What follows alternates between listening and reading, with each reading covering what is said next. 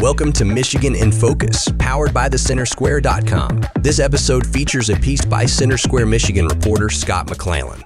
Headlined, quote, Audit, Michigan Unemployment Agency paid $245 million in possibly improper payments, end quote. Here's the story. A fifth and final audit of the Michigan Unemployment Insurance Agency found the agency undercounted fraud penalties by at least 49.4% because it didn't fix programming issues with the Michigan Integrated Data Automated System. The audit from the Office of Auditor General, Doug Ringler, marked two material conditions. The most severe rating, finding that the agency didn't protect agency funds.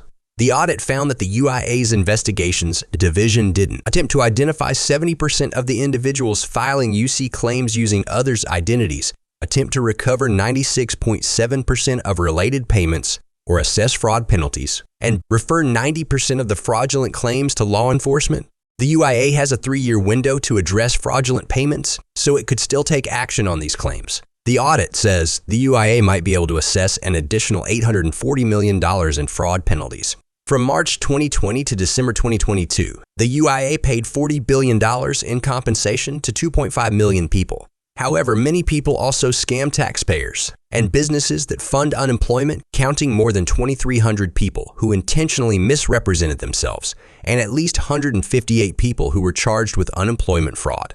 One security expert estimates Michigan lost $11 billion to unemployment fraud. The audit found the UIA gave $245 million in potentially improper payments to, quote, individuals who were incarcerated, deceased, or residing in long-term care facilities, UIA contractor LEO employees, or those above and below the typical working age, end quote. The audit says, quote, UIA did not identify and or took no action to assess the appropriateness of these payments.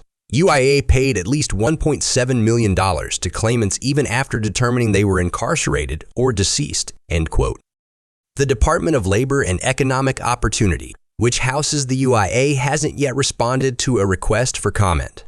House Republican leader Matt Hall, a Republican from Richland Township, said these problems followed 2 years after the pandemic started. Hall said in a statement, quote, instead of repairing and reforming unemployment assistance, Governor Whitmer and Democrats in the legislature preferred to make unemployment a permanent entitlement and keep people out of work longer, end quote. Since Democrats took a political trifecta, Hall says they haven't focused on the right problems. Hall said, quote, they've introduced legislation to hand out even more money regardless of the unemployment rate, pay people to stay out of work longer, and increase burdens on job providers, rather than fixing the failing system and focusing on helping get breadwinners back on the job. With a nonpartisan audit revealing even more mismanagement at Whitmer's unemployment agency, cleaning up this mess should be a top priority for the bipartisan House of Representatives in 2024, end quote. This podcast was made with the assistance of AI technology. Please subscribe, and thanks for listening.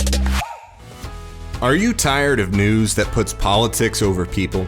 At the nonprofit Franklin News Foundation, we believe in putting people over politics by delivering nonpartisan news and audio content that serves you, the American taxpayer. With Franklin News Foundation, you can read fact-based, state-focused news for free at thecentersquare.com. You can listen to civil, balanced conversations between policy experts through our podcast network at americastalking.com. Or you can get in-depth news on K-12 education spending, curriculum, and school safety at chalkboardnews.com.